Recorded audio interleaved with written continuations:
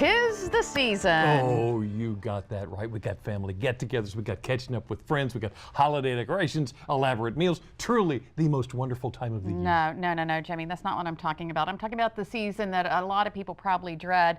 Medicare open enrollment. You have less than a month until December 7th to enroll. So what do you say we try to clear up some of that confusion regarding this often complicated process? Yes, and here with us this afternoon to help out with that is pharmacist David Leach with Apple Discount Drugs. Thank you so much for joining us this afternoon. Thank you. All right, let me ask you right off the bat.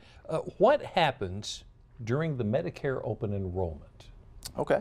Well, this is an open period, as Lisa said, that was from October 15th to December 7th. Okay. It enables those that have Part A and B or Part A or B insurance of Medicare. And this is a Part D program, so it's different than Part A and B. This is primarily for just prescription drug coverage. So this time period enables them to look into what plans are out there and have them make a decision as to what plan fits best for them. And this is the only time they can make changes to that plan? Well, not necessarily. There are some circumstances where they are able to enroll outside of that period. Say they turn 65 throughout the year and they're now eligible for Medicare, whether they qualify for extra help, whether they move to a different state, maybe that the plan is not actively used for. So there are some circumstances out there where they can. However, assuming that hasn't happened, then that is their short enrollment period for them to take advantage of it. So now, while you may already be in, it's important for you to review your plan every year, right? Absolutely. I would definitely recommend it. I've seen people that have had an existing plan, and this is something I can share with you where somebody, if they had stayed with their same plan going next year, making no changes, right, same medications they were on, they were going to end up paying $4,000 more out-of-pocket costs. In 1 year? In 1 year. Wow. If they did nothing. This was not making any changes. So this was a great opportunity for me to sit down with them. One, to be able to review what medications they're currently taking. Yeah. So make sure, one, it's appropriate. Just maybe there's something that we can change from maybe a brand drug to a generic to help them save costs. And all those things can go a long way in saving them money. So in this circumstance, I didn't even have to do any of those things. And right off the bat, we were able to find another plan that saved them $4,000. I bet you're their favorite person right now. I'll tell you, it's a rare opportunity in the healthcare industry to give people good news. Right. So I actually enjoy doing it because I can actually give them some good news for a change. Absolutely. So, it's okay, nice. So what do you think is the #1 factor people need to consider when choosing a plan? Well, there's a lot of different factors. I mean, it could be a cost, which is obviously the biggest thing for most seniors on a fixed income, but it could also be convenience.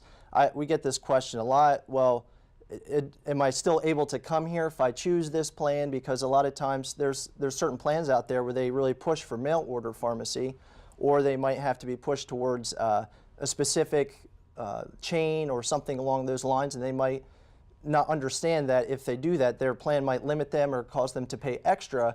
And they might not be able to go to the pharmacy that they choose to. Right. So it's important for them to just think about all the different ramifications of choosing an appropriate plan as to what that entails. So it can get a little confusing. So, But there's free help available. Right? There is absolutely free help available. So I work at Apple Discount Drugs here in Fruitland, and we actually have an opportunity that's set up Monday through Friday where we dedicate a pharmacist to sit down with the patient. We do the medication review with them, which again is very important to make sure they're on the right medications and see if there's any other areas where we can help save them money. And we just help them. We just basically are trying to educate by offering this free service. We're not there to pressure them. We just want them to know that they have options out there. Definitely worth trying it out. Okay, so when does open enrollment end? December 7th. Also, I believe Pearl Harbor Day. There you go. So that's something to think about in your, Great exactly. way to remember it. And I will say this, I would encourage those that, going to a pharmacy, one of the advantages that a pharmacist has, you can do this on your own, assuming you have, a website, you go to medicare.gov, and you can do this on your own, but it's helpful to have a pharmacist also that has the knowledge of the medications, because again, we can intervene with the doctor as well if there's something that we see, hey, maybe this is something that we can think about changing from basically one generic drug to another that's in the same drug class. Even those things are enough to make huge differences, because I had one individual that we changed one medication from a brand to generic. That was a $1,000 difference. Wow. So these are little things. No, these are big things. Okay, yes, for them, These are absolutely, huge things. absolutely. Yeah, David, thank you so much. Yeah, thanks for having me on the information. show. I Thank you. appreciate it. Absolutely.